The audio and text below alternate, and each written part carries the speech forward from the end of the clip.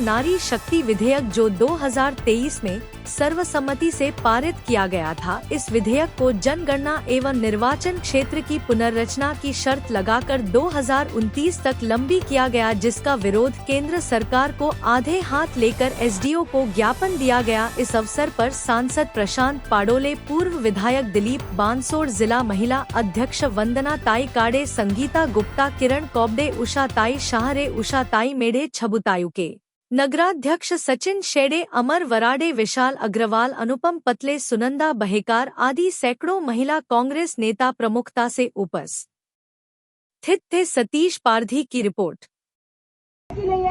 वो खुलेआम महिलाओं को हम बिस्तर होने के लिए बोलते हैं और उनको पद देने के लिए उनके साथ सोने की डिमांड करते हैं और ऐसे लोगों का ये साथ देते हैं और यहाँ पर देशभक्ति दिखाते हैं। लानत है ऐसे लोगों पर, लानत है और लानत है। चूड़ियां बेचते हैं हम ऐसे लोगों को जो हमारी नारियों का अपमान करते हैं। घर की महिला को तो सम्मान दे नहीं सके, घर की पत्नी को तो सम्मान नहीं दे सके, दर दर भटकने के लिए छोड़ दिया और यहाँ भी नारी अधिनियम और नारी न्याय की बातें करके झूठे प्रधानमंत्री है, एक नंबर के झूठे प्रधानमंत्री है।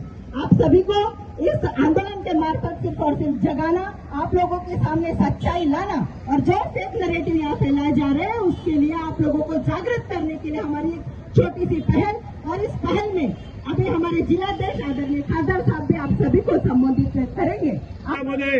काँग्रेसवर जर कुठलाही प्रयोग घडून काढला तर लक्षात ठेवा, जिथे भेटाल तिथेच तोडल्या जाईल हे काँग्रेसला ठरवून दिलेलं।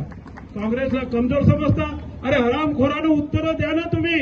मणिपूरमध्ये त्या आदिवासी महिलेची आत्महत्या करण्याच्या ऐवजी हत्या केल्या, तिच्यावर बलात्कार केल्या, सांगा ना तुम्ही कोणता पंतप्रधान गेला होता?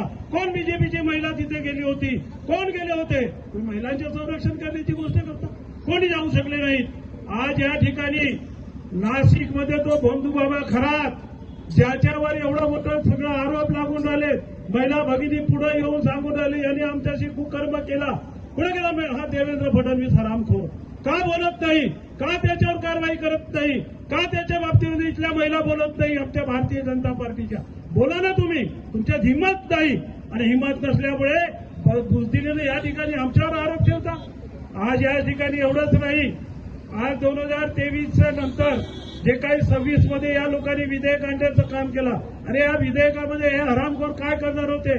जेवढे मतदारसंघ काँग्रेसच्या विचारधारेचे होते ते तोडून भारतीय जनता पार्टीचे लोक कसे निवडून येतील अशा पद्धतीची भूमिका घेतलेली होती आणि या भूमिकेचा विरोध काँग्रेस करणार नाही तर यांचं समर्थन करेल। आणि दुसरी महत्वाची बाब भारतीय जनता पार्टीच्या लोकांनी ऐकून घ्या, अरे तुम्ही सत्तेत आहात, तुमच्याजवळ बहुमत आहे, गोंदियाच्या डीपीटीसी मध्ये काम मागायचं झालं तर म्हणता काँग्रेसला काम द्यायचं नाही, काँग्रेस आमची विरोधी पार्टी आहे। तर मग हरामखोरांनो, त्या संसदेमध्ये आम्ही विरोधी आहोत, आमच्या समर्थनाची तुम्हाला आवश्यकता काय? कशासाठी आवश्यकता आहे तुम्हाला? तुम्ही सत्तेच्या भरोश्यावर राहणार ना। आणि हरामखोरांनो, तुम्हाला लाज वाटली की आमच्यासाठी होऊ शकत नाही, आमच्यासाठी होऊ शकत नाही, तो भारतीय जनता पार्टीचा फक्त प्रधानमंत्री आहे आणि म्हणून त्याची पूजा तुम्ही करा भारतीय जनता पार्टीचे लोक, आम्ही करणार नाही, आम्ही करणार नाही। कारण यांनी देश डुबवला आहे। हा इथे एक आंदोलनाचा बोर्ड लागला आहे, अनुसूचित जाती उपवर्गीकरण, आणि इथं आमच्या आणखी वरिष्ठ बोलणार आहेत आणि मी सगळ्यांची इथंच रजा घेतो।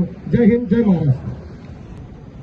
आम्ही केंद्र सरकारचा विरोध करण्याकरिता जिल्हा महिला काँग्रेस कमिटीच्या अध्यक्षा वंदनाताई काळे यांच्या नेतृत्वामध्ये आजचं जे भव्य आंदोलन आहे, या आंदोलनाला प्रामुख्याने उपस्थित जिल्ह्याचे खासदार डॉक्टर प्रशांत पाडोळे साहेब, जिल्हा काँग्रेसचे अध्यक्ष माजी आमदार दिलीप भाऊ बांसोड साहेब, जिल्हा परिषदेच्या माजी अध्यक्षा उषाताई मेंढे, जिल्हा परिषद सदस्या उषाताई सहारे, विमलताई कटरे, जिल्हा परिषद सदस्या, नगर परिषद सदस्या संगीताताई गुप्ता, जिल्हा परिषद सदस्या सरिताताई कापगते, छबुताई उके, या ठिकाणी प्रामुख्याने उपस्थित नगर परिषदेचे युवकांचे आशास्थान आणि अध्यक्ष सचिन भाऊ शेंडे, गप्पू गुप्ताजी, पप्पू पटलेजी, दुष्यंत किरसानजी आणि उपस्थित सर्व प्रमुख महिला आणि ताकदवान बनवणारे देवेंद्र फडणवीस आणि नरेंद्र मोदी यांच्या राज्यामध्ये, यांच्या नेतृत्वामध्ये तुम्ही महिलांना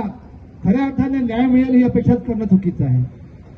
ज्या भोंदू खरातनी अनेक महिलांची शारीरिक आणि आर्थिक मानसिक पिळवणूक केली, त्या महिलांबद्दल कमीत कमी निषेध व्यक्त करण्याकरता महाराष्ट्र सरकारचा एकही मंत्री समोर नाही आला. देवेंद्र फडणवीस त्या वक्तव्यावर एकही शब्द बोलायला तयार नाही. त्या सरकारपासून आपण बीजेपीच्या महिलांपासून तुम्ही दुसरं काही शिकू शकत नाही. नरेंद्र मोदी यांच्या नेतृत्वामध्ये त्यांच्या सभा